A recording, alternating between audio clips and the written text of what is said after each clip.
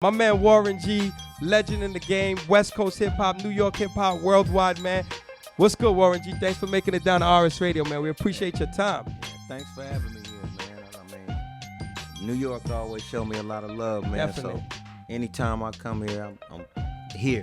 That's you know what's what up, I'm saying? man. It's all good. Y'all putting it down. So let us know what are you in town for? I know there's a lot of events you're in town for Yeah, some events. Let us know.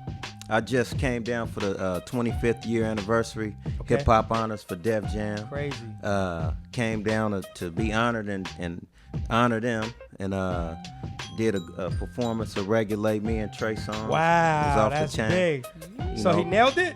Oh, Shout outs he nailed it. He nailed it, man. He's real good, man. And big ups to him for putting it down for Nate Dogg at the same time. All right, that's Yeah. what's up.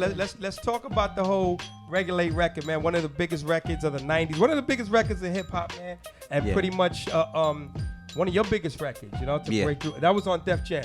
Yeah, that was on DEFJAM. All right. So let's talk a little. Let's just go back into your history. Let's talk a little bit about how to regulate that whole record came Well, to it fruition, was man.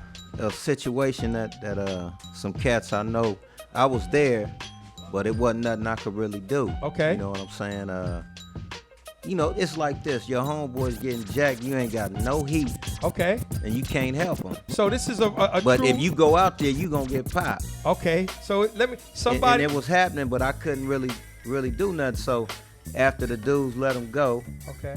we had to do what we had to do. But I made it into like Into a a song. whole story form, and just laid it all the way out, like scene by scene. Okay. At that time, there wasn't a lot of West Coast artists Right. getting signed to Def Jam. So tell us about how that came about. The whole Well, thing. And I then mean- did they pick it up as a single first? Nah, they came and got. Actually, I had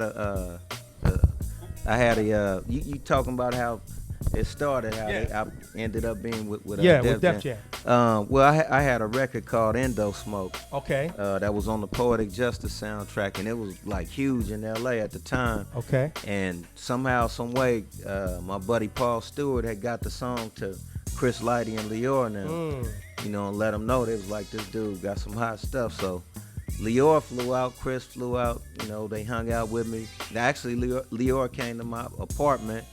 He walked in, he was kind of tripped out because, I had my puppies and, Okay. I love dogs. So Okay. he came in, I had boo-boo all over the floor. But then he came into the studio and he seen my nice little setup, man. And You heard the heat? yeah, I let him hear a bunch of great music, and then, as he say, I don't want to give it up, but you guys got to watch the VH1 show, the Okay. Hip Hop on it. But he was like, he couldn't believe it because I had, I forgot the name of the record on my turntable, my drum machine, everything right there, and I did Regulate right out the closet. Okay. And he said once he seen that and he left, he was like, I gotta sign this kid. So Talented, and the rest is history. that's what happened. And then as far as the death row situation, I didn't want to wait in the line. I ain't, I'm not trying to wait to come out. I'm trying to do my thing. Waiters Plus- work in restaurants. Yeah, and at the same time, it wasn't, I wasn't getting, the love that I was supposed to be getting. Okay, And it wasn't nothing. Especially with a proven track record like yours. Yeah, and I just felt like I was left out, so I just went on and did my own thing. My brother was like, man, Warren, just go ahead and just be your own man and just go your own route. You and Nate Dogg grew up together. You were also responsible for sort of introducing Snoop into the game. Yeah, Also, tell us a yeah. little bit about that. Well, let the people know who don't yeah, know, because a lot of these people in the chat room, they may be a little younger. They don't know the hip hop Right. history. Let's bring them up to date Right. with what you've achieved in this game. Right. Well, Okay. it started out me, Snoop, and Nate. We 213, Okay. and we just used to do underground tapes and stuff like that. And we started from elementary school with this, and it was a lot of people trying to do different things for us, paying for demos for us. But my homeboy Money B actually did our first demo. He probably looking at this because he a computer head. All right. What up, Money B? And he did a demo song for us, and he done a song called Long Beach is a Motherfucker. So we got that, just let it go all over the hood. So I hadn't seen, I'm just cutting it real Yeah, no, short. go ahead. So I hadn't seen Dre in a while. So he, I called him like, what's up, man? I'm trying to hang out. So one of his buddies was having a bachelor party. Okay. So I went up to the bachelor party. You know, I'm up there partying with them. You know, I ain't seen them in a month. We partying, having fun. I'm seeing whipped cream being slapped off of asses. And you know, the music, they ran out of music. So I was like, I told my homeboy Rod, grab the tape out the car. So he went down, grabbed it, came back up, popped it in, and it was Long Beach is a motherfucker with Snoop, me, Snoop, and Nate. Okay. And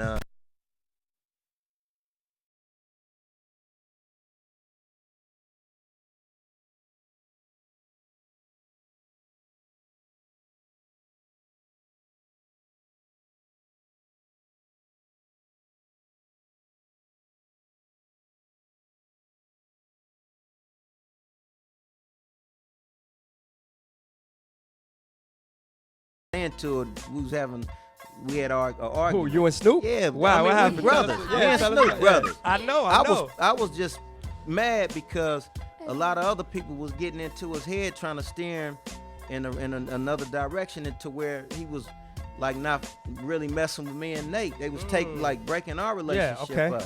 You know, as homeboys. So, you know, I was like, nigga, whoop, you, nigga, whoop you. So that's how it was at the time. So I called him like, what's up, Snoop? I said, man, Dre want us to come to the studio on Monday, man. Okay. So he's like, you blunt, click, and hung up the phone on me. I was on fire. I called him back again. I said, Snoop, I swear to God, I said, look, Dre want us to come to the studio on Monday, man. He said, nigga, you lying. Dre ain't said that. I said, hold on, let me call him on the three-way. So I called him. Dre answered, was like, what's up, Warren? When he got on, and I said, Dre, I got Snoop on the phone. Would you tell him that you want us to come up there on Monday? Okay. So Dre was like, yeah, I want y'all to come up here, man. I really like what you was doing, and whoop, whoop, whoop. So I was like, you know, he hung up the phone and we met up at my homeboy Rump house and just start like celebrate, like like it's on. All right, the rest is history, man.